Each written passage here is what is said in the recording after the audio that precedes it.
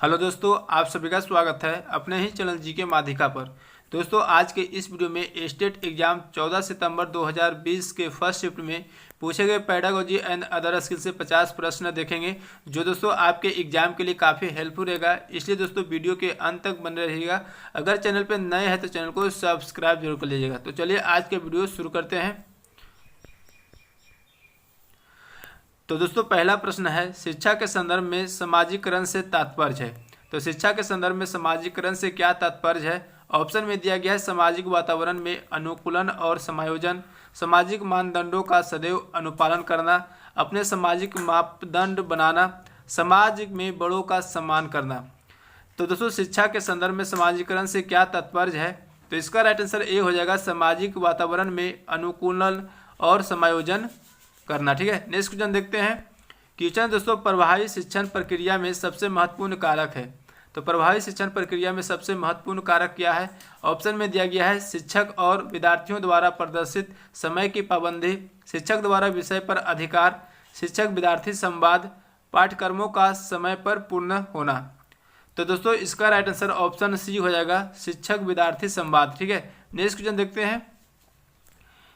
Question है, कक्षा अनुशासन को प्रभावशाली तरीके से अनुरक्षित किया जा सकता है।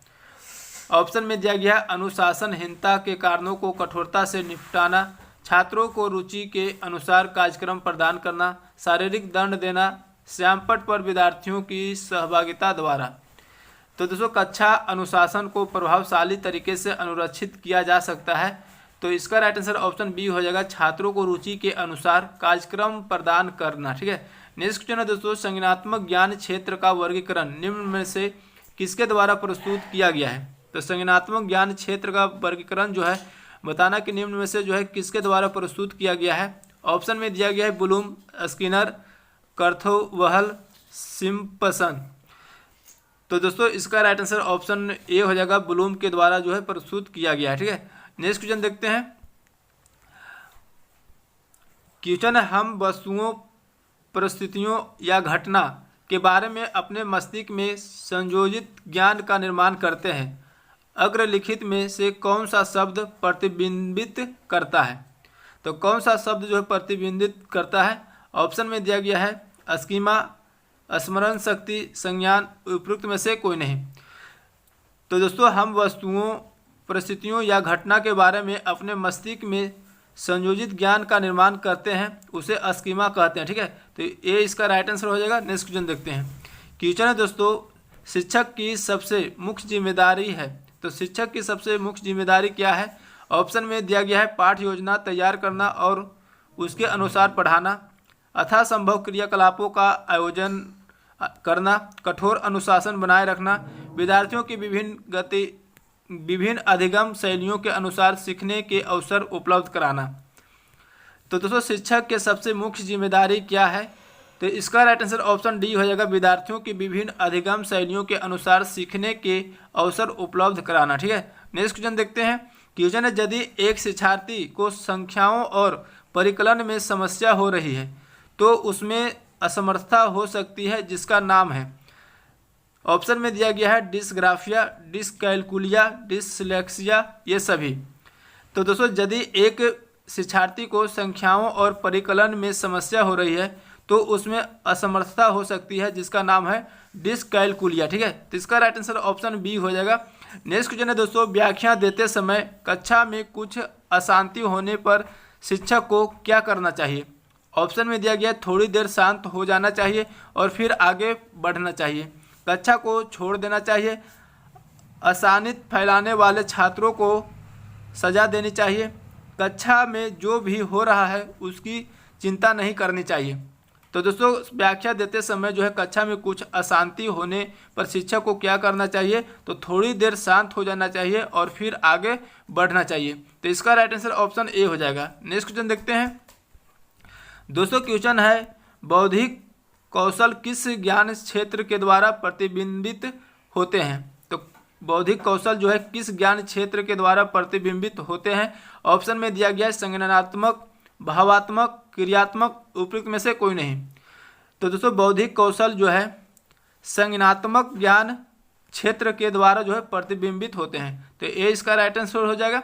अब दोस्तों संज्ञानात्मक विकास का अर्थ क्या होता है? तो संज्ञानात्मक विकास का अर्थ होता है बच्चों के सीखने और सूचना एकत्रित करने के तरीके से है, ठीक है। जीन पियाजे ने बच्चों में संज्ञानात्मक विकास का सिद्धांत दिया। तो सभी पॉइंट को ध्यान रखिएगा, ठीक है। नेक्स्ट क्वेश्चन देखते हैं। क्वेश्चन निम्नलिखित में से कौन सा शब्द नई जानकारी के भीतर ग्रहण करने के लिए सबसे उपयुक्त है? ऑप्शन में दिया गया है आत्मसात, समायोजन, संज्ञान, ग्रहण। तो दोस्तों इसका राइट आंसर ऑप्शन ए हो जाएगा आत्मसात, ठीक है। नेक्स्ट क्वेश्चन देखते हैं। क्वेश्चन है खाली स्थान देश में शिक्षा प्रणाली के नियोजित और समन्वित विकास में शामिल शीर्ष संस्थान है। तो कौन सी संस्थान है? ऑप्शन में दिया गया है यूजीसी, एनसीटीई, एनसीईआरटी, इनमें से कोई नहीं। तो दोस्तों इसका राइट आंसर ऑप्शन बी हो जाएगा एनसीटीई। अब दोस्तों एनसीटीई का फुल फॉर्म क्या होता है? तो national council for teacher education होता है, ठीक है। तो ध्यान रखिएगा। नेक्स्ट क्वेश्चन देखते हैं। क्वेश्चन है दोस्तों गतिविधि आधारित शिक्षण बल देता है। तो दोस्तों गतिविधि आधारित शिक्षण जो है किस पर बल देता है? ऑप्शन में दिया गया है अनुशासित शिक्षा पर, सुनिश्चित समय विधि में गतिविधियों पूरा करने पर, सभी विद्यार्थियों की सक्रिय भागीदारी पर, गतिविधि को समाप्त होने के बाद परीक्षा लेने पर। तो दोस्तों इसका राइट आंसर ऑप्शन सी हो जाएगा सभी विद्यार्थियों की सक्रिय भागीदारी पर, ठीक है। नेक्स्ट क्वेश्चन देखते हैं। क्वेश्चन एनआईपीए मुख्य रूप से किससे संबंधित है? तो एनआईपीए जो है मुख्य रूप से किससे संबंधित है? ऑप्शन में दिया गया है शैक्षिक अभ्यास से, शैक्षिक परिवेशन से, शैक्षिक योजना एवं प्रशासन से, शैक्षिक मापन से। तो दोस्तों इसका राइट आंसर ऑप्शन सी हो जाएगा शैक्षिक योजना एवं प्रशासन से, ठीक है। नेक्स्ट क्वेश्चन है निम्नलिखित में से संज्ञानात्मक ज्ञान क्षेत्र का उच्चतम स्तर कौन सा है? तो संज्ञानात्मक ज्ञान क्षेत्र का उच्चतम स्तर कौन सा है? ऑप्शन में दिया गया है संश्लेषण, विश्लेषण, धारण, मूल्यांकन। तो दोस्तों मूल्यांकन जो है संज्ञानात्मक ज्ञान क्षेत्र का उच्चतम स्तर है। तो डी इसका राइट आंसर हो जाएगा। अगर दोस्तों आपसे क्वेश्चन पूछा जाएगा कि संज्ञानात्मक क्षेत्र का निम्नतम स्तर कौन सा है, तो ज्ञान है, ठीक है। और दोस्तों अधिगम संज्ञानात्मक स्तरों में जो है 6 स्तर में बांटा गया है। कौन कौन से स्तर में बांटा गया है? तो दोस्तों ज्ञान हो गया, बोध, प्रयोग, विश्लेषण, संश्लेषण और मूल्यांकन, ठीक है। तो ध्यान रखिएगा। नेक्स्ट क्वेश्चन देखते हैं। क्वेश्चन दोस्तों शिक्षक प्रायः छात्र के सीखने की समस्या का विश्लेषण करते हुए पाते हैं कि ऑप्शन में दिया गया प्रेरणा का अभाव है, बुद्धि की कमी है, माता पिता का ढीला ढाला रवैया है, उपरोक्त में से कोई नहीं। तो दोस्तों शिक्षक जो है प्रायः छात्र के सीखने की समस्या का विश्लेषण करते हुए पाते हैं कि दोस्तों प्रेरणा का अभाव है, ठीक है। तो इसका राइट आंसर ए हो जाएगा। नेक्स्ट क्वेश्चन है दोस्तों शिक्षण हेतु मानसिक उद्वेलन प्रतिमान का प्रयोग निम्न में से किसके सुधार हेतु किया जाता है? ऑप्शन में दिया गया समझ, अनुप्रयोग, सृजनात्मकता, समस्या समाधान। तो दोस्तों इसका राइट आंसर ऑप्शन डी हो जाएगा समस्या समाधान, ठीक है। नेक्स्ट क्वेश्चन देखते हैं। क्वेश्चन निम्न में से किसके अतिरिक्त सभी के कारण अधिगम अक्षमता उत्पन्न हो सकती है? तो बताना है दोस्तों कि किसके अतिरिक्त जो है सभी के कारण अधिगम अक्षमता उत्पन्न हो सकती है। ऑप्शन में दिया गया शिक्षक की शिक्षण शैली, जन्म से पहले माँ द्वारा मदिरा सेवन, मंद बुद्धिता, शैशव काल की समय दिमागी बुखार। तो दोस्तों इसका राइट आंसर ए हो जाएगा शिक्षक की शिक्षण शैली, ठीक है। नेक्स्ट क्वेश्चन देखते हैं। क्वेश्चन है बालकों की शिक्षा में प्ले थेरेपी का प्रयोग किया जाता है। तो दोस्तों बालकों की शिक्षा में प्ले थेरेपी का प्रयोग जो है किसके लिए किया जाता है? ऑप्शन में दिया गया है जिससे शैक्षिक प्रक्रिया आनंदपूर्ण हो सके, जिससे शिक्षा अधिक क्रिया केंद्रित हो, शिक्षा में खेल क्रियाओं के महत्व पर प्रकाश डालना, बालक की आंतरिक प्रेरणाओं तथा जटिलताओं को समझना। तो दोस्तों इसका राइट आंसर ऑप्शन डी हो जाएगा बालक की आंतरिक प्रेरणाओं तथा जटिलताओं को समझना, ठीक है। नेक्स्ट क्वेश्चन देखते हैं। क्वेश्चन निम्नलिखित में से किसके द्वारा दृष्टिकोण, मूल्यों और हितों को प्रतिबिंबित होता है? तो दोस्तों बताना कि निम्नलिखित में से किसके द्वारा जो है दृष्टिकोण, मूल्यों और हितों को प्रतिबिंबित होता है? ऑप्शन में दिया गया है संज्ञानात्मक ज्ञान क्षेत्र, भावात्मक ज्ञान क्षेत्र, क्रियात्मक ज्ञान क्षेत्र, उपयुक्त में से कोई नहीं। तो दोस्तों इसका राइट आंसर ऑप्शन बी हो जाएगा भावात्मक ज्ञान क्षेत्र, ठीक है। नेक्स्ट क्वेश्चन देखते हैं। क्वेश्चन निम्नलिखित में से किसको हम अधिगम का एक नाम कह सकते हैं। तो किसको जो है हम अधिगम का एक परिणाम कह सकते हैं? ऑप्शन में दिया गया है बुद्धिमत्ता, परिपक्वता, कौशल, स्मरण शक्ति। तो दोस्तों इसका राइट आंसर ऑप्शन सी हो जाएगा, कौशल। ठीक है। नेक्स्ट क्वेश्चन है, निम्नलिखित में से कौन सा शब्द सूचना का स्थान निर्धारण करना, मूल्यांकन और प्रभावी ढंग से उपयोग करने की क्षमता के लिए प्रयोग किया जा सकता है? तो कौन सा शब्द जो है सूचना का स्थान निर्धारण करना, मूल्यांकन और प्रभावी ढंग से उपयोग करने की क्षमता के लिए प्रयोग किया जा सकता है? ऑप्शन में दिया गया है गहन सोच, सूचना साक्षरता, श्रवण, चयनात्मक ध्यान। तो दोस्तों इसका राइट आंसर ऑप्शन ए हो जाएगा, गहन सोच। ठीक है। नेक्स्ट क्वेश्चन देखते हैं। क्वेश्चन है, ऑपरेशन ब्लैक बोर्ड परिणाम था। तो ऑपरेशन ब्लैक बोर्ड जो है किसका परिणाम था? ऑप्शन में दिया गया है कोठारी आयोग का, राष्ट्रीय पाठचर्या रूपरेखा 2005, राष्ट्रीय शैक्षिक नीति 1986, राष्ट्रीय पाठचर्या रूपरेखा 2000। तो दोस्तों इसका राइट आंसर ऑप्शन सी हो जाएगा। ऑपरेशन ब्लैक बोर्ड जो है किसका परिणाम था? तो राष्ट्रीय शैक्षिक नीति 1986 का। ठीक है। नेक्स्ट क्वेश्चन है दोस्तों, अनुकरणीय शिक्षण प्रविधि को माना जाता है। तो अनुकरणीय शिक्षण प्रविधि को माना जाता है। ऑप्शन में दिया गया कौशल, नाटकीय प्रविधि, खेल विधि, इनमें से कोई नहीं। तो दोस्तों इसका राइट आंसर ऑप्शन बी हो जाएगा, नाटकीय प्रविधि। ठीक है। नेक्स्ट क्वेश्चन देखते हैं। क्वेश्चन निम्न में से किस अवस्था में बालकों में लिंग का संप्रत्यय विकसित होता है? तो किस अवस्था में जो है बालकों में लिंग का संप्रत्यय विकसित होता है? ऑप्शन में दिया गया है शैशवावस्था, बाल्यावस्था, किशोरावस्था, प्रौढ़ावस्था। तो दोस्तों इसका राइट आंसर ऑप्शन बी हो जाएगा, बाल्यावस्था। ठीक है। नेक्स्ट क्वेश्चन है, निम्नलिखित में से कौन सा शिक्षण के क्षेत्र में विशेषज्ञता को दर्शाता है? तो कौन सा जो है शिक्षण के क्षेत्र में जो है विशेषज्ञता को दर्शाता है? ऑप्शन में दिया गया है अवधारणाओं का ज्ञान, शिक्षण कौशल, निर्णय लेने का कौशल, उपयुक्त सभी। तो दोस्तों इसका राइट आंसर ऑप्शन डी हो जाएगा, उपयुक्त सभी। ठीक है। नेक्स्ट क्वेश्चन देखते हैं। क्वेश्चन है, निम्न में से किस स्थिति में विद्यार्थियों का भावनात्मक समायोजन प्रभावी होता है? तो निम्न में से जो है किस स्थिति में विद्यार्थियों का जो है भावनात्मक समायोजन का प्रभावी होता है? ऑप्शन में दिया गया है व्यक्तिगत गठन, कक्षा शिक्षण, अनुशासन, उपयुक्त सभी। तो दोस्तों इसका राइट आंसर डी हो जाएगा, उपयुक्त सभी। ठीक है। नेक्स्ट क्वेश्चन है, सूक्ष्म शिक्षण चक्र का प्रथम पद होता है। तो सूक्ष्म शिक्षण चक्र का प्रथम पद कौन सा होता है? ऑप्शन में दिया गया है प्रतिपुष्टि, शिक्षण, योजना बनाना, प्रस्तावना। तो दोस्तों इसका राइट आंसर ऑप्शन सी हो जाएगा, योजना बनाना। ठीक है। नेक्स्ट क्वेश्चन देखते हैं। क्वेश्चन है, दिए गए जिस कार्य को करते समय बच्चे स्वयं आनंद लेते हैं, अनुभव प्राप्त करते हैं, उसे क्या कहते हैं? और उसे क्या कहा जाता है? ऑप्शन में दिया गया है उपभोक्ता प्रकार का कार्य, निर्माणात्मक प्रकार का कार्य, समस्यात्मक प्रकार का कार्य, ड्रिल और अभ्यास कार्य।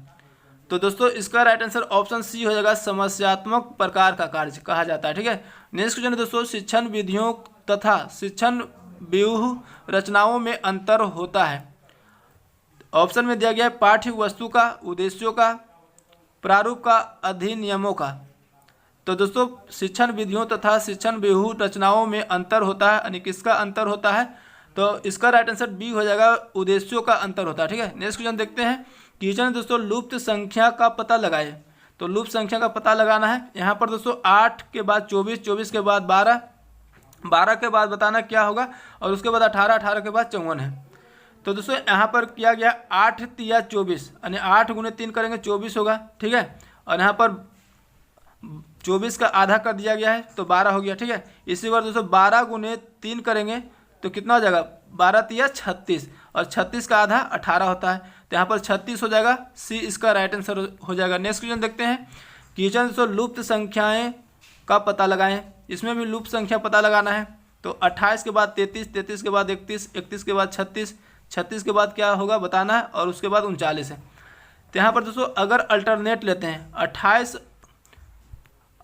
और 31 में देखते हैं, तो 28 में अगर 3 जोड़ते हैं तो 31 हो जाता है, 31 में अगर 3 जोड़ते हैं तो कितना होता है? 34 हो जाता है। ठीक है। तो दोस्तों इसका राइट आंसर ऑप्शन डी हो जाएगा, 34। ठीक है। नेक्स्ट क्वेश्चन देखते हैं। क्वेश्चन लुप्त संख्या का पता लगाएं। तो इसमें भी लुप्त संख्या का पता लगाना है। यहाँ पर दोस्तों 1, 3, 4, 8, 15, 27, 27 के बाद क्या आएगा बताना। ठीक है। तो दोस्तों इसको कैसे किया गया है, तो अगर दोस्तों यहाँ पर 1 + 3 + 4 करेंगे तो 8 होता है, ठीक है, यानी 1 + 3 + 4 करेंगे तो 8 होगा। इसी बार दोस्तों अगर एक अंक छोड़ देंगे, उसके बाद 3 4 8 को जोड़ते हैं तो 15 होता है। इसी बार 4 8 15 को जोड़ेंगे 27 होगा। अब दोस्तों 8 15 और 27 को जोड़ेंगे तो कितना हो जाएगा, तो दोस्तों 50 हो जाएगा। तो 50 इसका राइट आंसर हो जाएगा, ठीक है। नेक्स्ट क्वेश्चन देखते हैं। क्वेश्चन दोस्तों, किसी भी छोर से शुरू करने पर यदि किसी पंक्ति में आपका स्थान 11वां है तो बताइए कि पंक्ति में कितने व्यक्ति हैं। तो किसी भी छोर से शुरू करने पर यदि किसी पंक्ति में आपका स्थान 11वां है तो बताना है दोस्तों कि पंक्ति में कितने व्यक्ति हैं। तो दोस्तों इसको क्या करेंगे, दोनों पंक्ति की ओर से 11वां यानी 11 + 11 करेंगे और -1 कर देंगे। तो 22 में 1 माइनस करेंगे कितना हो जाएगा, 21, यानी टोटल व्यक्ति 21 है। तो सी इसका राइट आंसर हो जाएगा, ठीक है। नेक्स्ट क्वेश्चन देखते हैं। क्वेश्चन है दोस्तों, अंग्रेजी वर्णमाला में बाईं ओर से 18वें अक्षर के बाईं ओर 10वां अक्षर कौन सा होगा। तो बाईं ओर से यानी अंग्रेजी वर्णमाला में बताने कि बाईं ओर से 18वां अक्षर, तो बाईं ओर से 18वां अक्षर क्या होगा, आर होगा। और इसके दोस्तों दाएं 10वां अक्षर क्या होगा, तो एच होगा। तो एच इसका राइट आंसर सी हो जाएगा, ठीक है। नेक्स्ट क्वेश्चन देखते हैं। क्वेश्चन तो यदि एच ई बराबर 13 है तो M O V E R बराबर 73 है, तो बेसिक बराबर क्या होगा निकालना है। तो यहाँ पर दोस्तों एच का कितना होता है, 8 होता है, ई का कितना होता है, 5 होता है, दोनों को जोड़ेंगे 13 होगा। इसी बार दोस्तों बी का कितना होता है, तो बी का दोस्तों 2 होता है, ठीक है, ए का 1, एच का कितना हो जाएगा 19, आई का 9 और सी का कितना हो जाएगा, सी का हो जाएगा दोस्तों 3, ठीक है। तो सभी को जोड़ेंगे तो कितना हो जाएगा 34, तो 34 इसका राइट आंसर बी हो जाएगा। नेक्स्ट क्वेश्चन देखते हैं।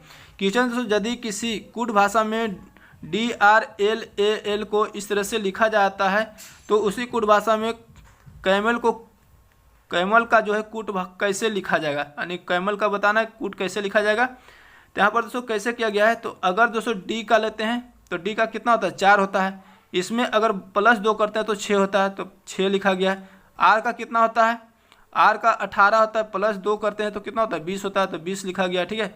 इसी प्रकार एल का 12, तो 12 में +2 करते हैं 14, तो सब में दोस्तों इसी तरह से किया गया है। अब इसको करेंगे। सी का कितना होता है 3, 3 + 2 करेंगे कितना होगा 5 होगा। ए का कितना होता है 1, 1 + 2 करेंगे 3 हो जाएगा। एम का होता है 13, 13 + 2 करेंगे तो कितना हो जाएगा 15। ई का 5 होता है और 5 + 2 करेंगे तो कितना होगा 7। एल का कितना होता है, एल का 12 होता है, 12 + 2 करेंगे तो 14 होगा। तो दोस्तों 5 3 15 7 14 ऑप्शन ए में दिया है, ए हो जाएगा, ठीक है। नेक्स्ट क्वेश्चन देखते हैं। क्वेश्चन निम्न में से लुप्त अक्षर का पता लगाइए। तो लुप्त अक्षर का पता लगाना है। यहाँ पर दोस्तों SCDTEF इसके बाद क्या आएगा बताना है, ठीक है। तो इसको कैसे किया गया दोस्तों, तो STU भी हो जाएगा, यहाँ पर भी हो जाएगा। अब यहाँ पर दोस्तों सी और ई में देखेंगे, तो सी और ई में क्या किया गया है, तो CDE यानी यहाँ पर दोस्तों +2 CDE +2 किया गया है, ठीक है। उसके बाद ई और जी में देखेंगे, EFG इसमें भी +2। उसके बाद जी के बाद क्या आएगा, तो GHI होगा, यहाँ पर आई हो जाएगा। अब भी आई आ गया। अब दोस्तों DF, तो DEF इसमें भी +2, F और H में भी +2, तो H और के बाद +2 करेंगे तो HIJ हो जाएगा, यानी VIJ ऑप्शन सी हो जाएगा, ठीक है। नेक्स्ट क्वेश्चन देखते हैं। क्वेश्चन है, यदि किसी भाषा में मदर का कूट लेखन इस तरह से किया जाता है तो उसी कूट भाषा में आंसर का कूट कैसे किया जाएगा। तो आंसर का बताना है, ठीक है। तो पहले इसको चेक करेंगे कैसे किया गया है। तो MOTHER, तो इसको क्या कर दिया है, उल्टा कर दिया गया, O हो जाएगा इधर, M हो जाएगा इधर। यहाँ पर H है तो इसको उल्टा कर दिया H और इसका एक प्लस लिया है, ठीक है। तो इस T के बाद U आएगा। इसी बार इसका देखेंगे तो E को +1 कर दिया F और R को R लिखा गया है, ठीक है। यानी दोस्तों इसी तरह से इसको करेंगे आंसर का। तो आंसर में क्या करेंगे, इसको पहले उलट देंगे, तो यहाँ पर N हो जाएगा, यहाँ पर A हो जाएगा, यहाँ पर तो W हो जाएगा और S का क्या हो जाएगा T हो जाएगा। यहाँ पर भी दोस्तों R हो जाएगा और E का क्या हो जाएगा +1 करेंगे तो F हो जाएगा, यानी NAWTRF ऑप्शन डी में दिया गया, डी हो जाएगा, ठीक है। नेक्स्ट क्वेश्चन देखते हैं। क्वेश्चन है दोस्तों 2, 6, 18, 54 खाली स्थान के क्रम में 8वां पद निम्न में से क्या होगा। तो 8वां पद हमको निकालना है, क्या होगा। तो यहाँ पर दोस्तों क्या है कि यह जो है पद का क्रम जो है जीपी में है, जीपी में है, ठीक है। तो पहला पद क्या है, तो दोस्तों पहला पद जो है यानी पहला पद ए बराबर कितना होगा 2 है, ठीक है। पहला पद 2 है, एम बराबर कितना हो जाएगा, तो दोस्तों एम जो है 8वां पद निकालना है तो एम बराबर 8 हो जाएगा, ठीक है। और आर बराबर क्या हो जाएगा, आर बराबर हो जाएगा 6/2 यानी भाग दे देंगे तो 2 तिया 6 यानी 3 हो जाएगा आर। फार्मूला क्या होता है दोस्तों, तो 8वां पद T8 बराबर क्या हो जाएगा ए गुने आर पर पावर m-1, ठीक है। इसका फार्मूला होता है। अब ए का वैल्यू कितना है 2 है, आर का वैल्यू 3 है, एम का वैल्यू कितना है 8 है और -1। इसी को सोल्व करेंगे तो सोल्व करने पर दोस्तों कितना आ जाएगा 4374 आएगा, ठीक है। 4374 ऑप्शन बी हो जाएगा। नेक्स्ट क्वेश्चन देखते हैं। क्वेश्चन है 49 छात्रों की कक्षा में नितिन का स्थान शीर्ष से 18वां है, नीचे से उसका स्थान क्या होगा। यानी दोस्तों कक्षा में जो है 49 छात्र टोटल है और उसका स्थान नितिन का स्थान जो है ऊपर से जो है यानी शीर्ष से 18वां है, तो नीचे से बताना है कितना स्थान होगा, ठीक है। यानी ऊपर से 18वां है तो नीचे से बताना है कितना स्थान होगा। तो क्या करेंगे दोस्तों 49 - 18 और +1 कर देंगे तो घटाएंगे तो 31 + 1 हो जाएगा यानी 32, नीचे से 32वां स्थान ऑप्शन डी हो जाएगा, ठीक है। नेक्स्ट क्वेश्चन देखते हैं। क्वेश्चन है यदि किसी वृत्त की त्रिज्या में 20% की वृद्धि होती है तो उसकी परिधि में कितने प्रतिशत की वृद्धि होगी। तो दोस्तों वृत्त की त्रिज्या में जो है 20% की वृद्धि हो रही है, ठीक है। तो दोस्तों याद रखिएगा कि वृत्त की त्रिज्या अगर x% की वृद्धि होती है तो परिधि में भी x% की वृद्धि होती है। तो 20% की वृद्धि हो रही है तो परिधि में भी 20% की वृद्धि होगी, तो इसका राइट आंसर ए हो जाएगा, ठीक है। नेक्स्ट क्वेश्चन देखते हैं। क्वेश्चन है एक व्यक्ति 48 किलोमीटर की यात्रा 2 घंटे में पूरी करता है, 252 किलोमीटर की दूरी तय करने में उसे कुल कितना समय लगेगा। तो यहाँ पर दोस्तों 48 किलोमीटर की यात्रा जो है 2 घंटे में पूरी करती है, तो यहाँ से स्पीड निकल जाएगा, ठीक है। स्पीड बराबर क्या होता है दूरी बटा समय, दूरी 48 है समय 2 है, 24 दूनी 48 यानी 24 किलोमीटर पर घंटा आ गया स्पीड, ठीक है। अब दोस्तों 252 किलोमीटर की दूरी तय करने में कुल कितना समय लगेगा, तो समय निकालना है। समय बराबर होता है दूरी बटा चाल, तो दूरी कितना है 252, ठीक है। और चाल कितना आया 24, काटेंगे दोस्तों तो इसको काटेंगे तो 12 से काटेंगे तो अगर तो 12 दूनी 24 12 और 12 दूनी 24 21/2 आ गया। अब इसको पूर्णांक में करेंगे तो 10.1/2, तो 10.1/2 इसका राइट आंसर ऑप्शन ए हो जाएगा, ठीक है। नेक्स्ट क्वेश्चन देखते हैं। क्वेश्चन 2 व्यक्तियों ए और बी की आयु का जोड़ 50 है, 5 वर्ष पूर्व उनकी आयु का अनुपात 3:5 था, तो ए और बी का वर्तमान आयु क्या होगा। तो ए और बी का वर्तमान आयु निकालना है। तो दोस्तों ए का वर्तमान आयु मान लेंगे x और बी का वर्तमान आयु मान लेंगे y, ठीक है। अब यहाँ पर दोस्तों ए और बी का जोड़ दिया गया 50, तो x + y बराबर कितना हो जाएगा 50, समीकरण 1 बन जाएगा, ठीक है। अब 5 वर्ष पूर्व बोल रहा है तो 5 वर्ष पूर्व यानी दोनों में 5 साल घटाएंगे, ठीक है। दोनों में 5 साल घटाएंगे तो x - 5 y - 5 और दोनों का अनुपात 3/5 दिया गया है, 3:5 तो 3/5 हो जाएगा। अब इसको सोल्व करेंगे दोस्तों तो आ जाएगा दोस्तों यहाँ पर 5x - 3y बराबर 10 आ जाएगा, ठीक है। अब समीकरण 2 हो गया। अब समीकरण 1 और 2 में देखेंगे तो यहाँ पर क्या करेंगे दोस्तों -3y है, इसमें भी 3 से दोनों में गुना कर देंगे तो 3x + 3y बराबर कितना हो जाएगा 150 हो जाएगा, कट जाएगा। तो 5 3 8x बराबर कितना आ जाएगा 160, यानी इसको काटेंगे तो x बराबर कितना आ जाएगा 20, यानी x बराबर आ जाएगा 20, x बराबर 20 आ जाएगा। अब y बराबर क्या हो जाएगा तो यहाँ पर वैल्यू रख देंगे x का, तो y बराबर आ जाएगा 30, ठीक है। y बराबर 30 आ जाएगा, तो आंसर हो जाएगा 20 और 30 ऑप्शन ए, ठीक है। नेक्स्ट क्वेश्चन देखते हैं। क्वेश्चन कोई व्यक्ति 0 से लेकर 99 तक की सभी संख्याएं लिखता है तो इसमें 3 कितने बार लिखा जाएगा। तो 0 से 99 तक जो है सभी संख्या को लिखता है तो इसमें 3 कितने बार लिखा जाएगा बताना है, ठीक है। तो दोस्तों इसका राइट आंसर ऑप्शन सी हो जाएगा 20 बार, ठीक है। नेक्स्ट क्वेश्चन देखते हैं। क्वेश्चन खाद्य तेल की कीमत 25% की वृद्धि हो गई, एक परिवार खाद्य तेल की खपत में कितना कमी करे कि उसका कुल खर्च पहले जितना ही रहे। तो इसको कैसे बनाएंगे तो 25% की वृद्धि हो गई है तो 25 बटा करेंगे 100 प्लस 25 यानी 125 और गुने 100 कर देंगे। 25 से 5 दूनी 10 यानी 20%। ठीक है, तो 20% इसका राइट आंसर ऑप्शन सी हो जाएगा। नेक्स्ट क्वेश्चन देखते हैं। क्वेश्चन है, एक नगर की जनसंख्या का 96% 23,040 होता है तो उस नगर की कुल जनसंख्या कितनी होगी। तो उस नगर की कुल जनसंख्या मान लेंगे दोस्तों x। ठीक है, अब x का 96% बराबर कितना होता है तो 23,040। ठीक है, अब तो इसी को सोल्व करेंगे तो 24 चौके 96, 25 चौके 100, इसको काटेंगे तो दोस्तों 960 बार में कट जाएगा। ठीक है, अब 960 गुने 25 करेंगे तो आ जाएगा दोस्तों 24,000 आ जाएगा। तो 24,000 कुल जनसंख्या ऑप्शन बी हो जाएगा। ठीक है, नेक्स्ट क्वेश्चन देखते हैं। क्वेश्चन है दोस्तों 47 से 50 तक कि एक परिवार में 6 सदस्य ABCDEF है जो कि वकील, डॉक्टर, अध्यापक, विक्रेता, इंजीनियर और अकाउंटेंट है। जरूरी नहीं है कि इसी क्रम में हो। परिवार में 2 विवाहित जोड़े हैं। डी एक विक्रेता है जिसका विवाह अध्यापक से हुआ है। डॉक्टर का विवाह वकील से हुआ है। एफ अकाउंटेंट है जो बी का पुत्र है तथा ई का भाई है। सी वकील है जो कि ए का पुत्र वधू है। ई अविवाहित इंजीनियर है। ए एफ की दादी है। तो दोस्तों इसका सॉल्यूशन इस प्रकार है। ठीक है, इसको समझ लीजिएगा और इसका आंसर है दोस्तों सभी का बता देते हैं कि ई एफ से किस प्रकार संबंधित है। तो ई एफ का किस प्रकार संबंधित है तो ए इसका राइट आंसर हो जाएगा, भाई है। ठीक है, बी का व्यवसाय क्या है तो बी का व्यवसाय जो है डॉक्टर है, ऑप्शन बी हो जाएगा। निम्न में से कौन विवाहित जोड़े हैं तो दोस्तों विवाहित जोड़े इनमें से कौन है तो इसका राइट आंसर ऑप्शन डी हो जाएगा, इनमें से कोई नहीं है। ठीक है, नेक्स्ट क्वेश्चन है दोस्तों, निम्न में से कौन सा युग्म महिला सदस्यों को दर्शाता है। तो महिला सदस्यों को कौन सा जोड़ा जो है दर्शाता है तो ए और सी, ऑप्शन ए हो जाएगा। ठीक है, तो दोस्तों आज का वीडियो यहीं तक रहने देते हैं, फिर मिलेंगे नेक्स्ट वीडियो में। वीडियो अच्छा लगा तो लाइक करिएगा, चैनल पे नए हैं तो चैनल को सब्सक्राइब करके बेल आइकन जरूर दबा लीजिएगा। जय हिंद।